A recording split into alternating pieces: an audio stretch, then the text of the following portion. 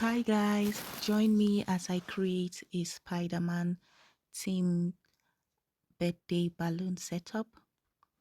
The reason for this is that my little boy is turning 6, and since he is fascinated about Avengers, I decided to create something that he would love. So for this particular design, what we need are the Spider-Man backdrop cover, the arc stand, clamps, balloon pump, Spider-Man themed balloon, 260Q balloons to attach the balloons, as well as maybe rubber bands. So the first thing I did was to attach the clamps at the back of the arc cover to ensure that the Spider-Man cover is straight and smooth.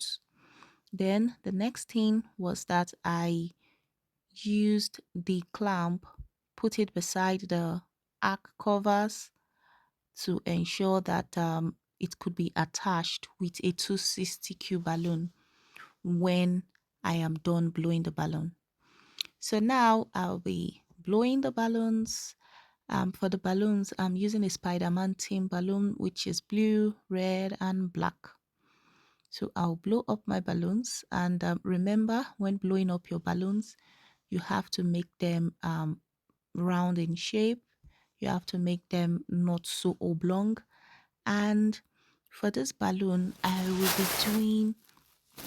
be doing a cluster of 4, which will be I'll be doing a 3 cluster of 4 for each colors. So what that means is that will be like 12 of red, 12 of blue, and 12 of black. I'm not making this garland very high. I'm not making the balloon so tall this time because I do not want it to cover the happy birthday sign that is on the backdrop cover. The backdrop cover is already beautiful, so a little touch up with balloons will do the magic. So that is me tying this balloon, and the next thing now I'm doing is I'll be using I'll be using a, a balloon ribbon to attach the balloon. So the method I use on here is that I tied the balloon ribbon to the door, then I started attaching the balloon. I ensured that there was no space on the balloon to make it tighter on the rope that's on the ribbon. Attach them, like I said, a cluster of 12 for each color. So this would give the desired length for this particular balloon. If you want your length to be, maybe the balloon length to be longer, you can attach more balloons. But for me, like I said, I do not want it to cover the happy birthday sign, and so that's why I made it slightly short. So when attaching using the ribbon, ensure that it is tight by pulling the ribbon to make sure it is really tight, so there are no space in your garland. So after you're done attaching, all you could do is to maybe cut off the ribbon, tie it tight, and then cut it off. So the next thing I will do is, using my 260 balloon, I'll be attaching the balloons to the backdrop using the clamp that I have already attached to the balloon backdrop. So you add the balloon, easy peasy. You use the balloon that is nearest to the clamp and just attach the 260 balloons. After tying it to the clamp, you attach it together. Yep. I'll do the same for the ones up, and then there you go. I'm arranging the balloon now to ensure that it looks good, and I get the shape that I am looking for.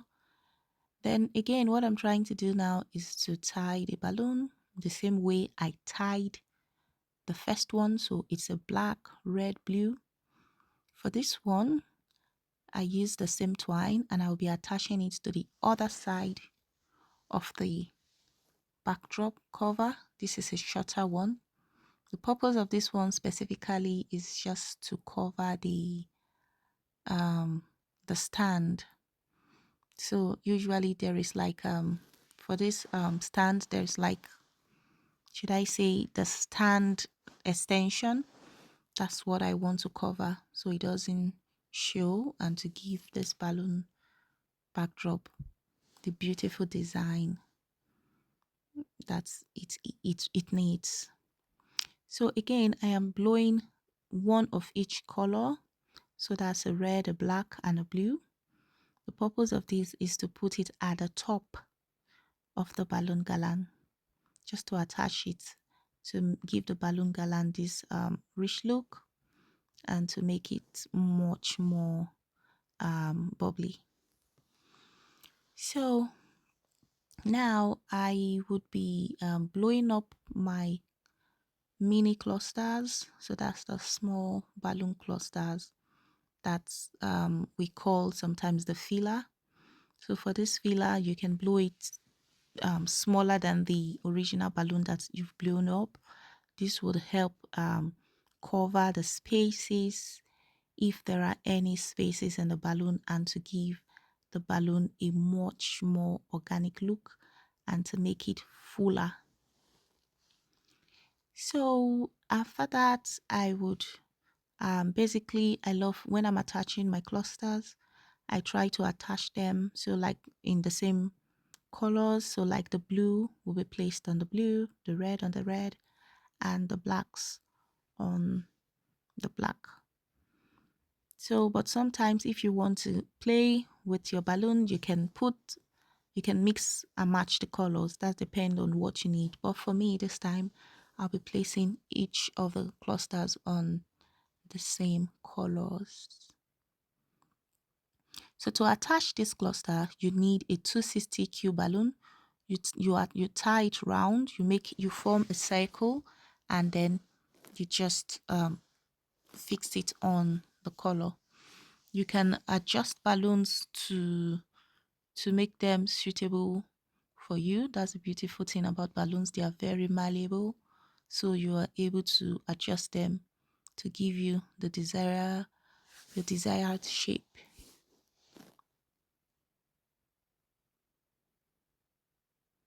Yeah. So the next I would do, yeah, that's me checking it out to see if the black, the blue, and the red are well suited.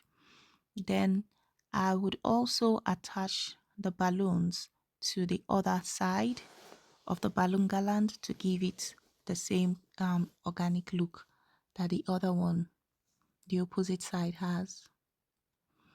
So feel free to look through your balloon to add more balloons if you want, but for this balloon, I do not want it to be too elaborate because I do not want it to cover the Spider-Man and the happy birthday design.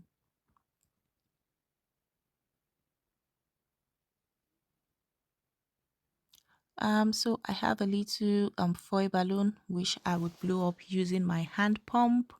I would attach it using the 260Q balloon, and I just tie it to the balloon garland to give it that spiky Spider-Man look.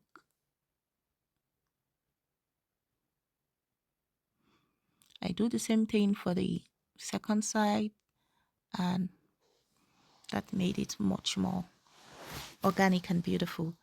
So I'll be adding my cake stand and the cake on top. And there you go. That's the beautiful, beautiful happy birthday Spider-Man themed balloon. I'm sure my son will love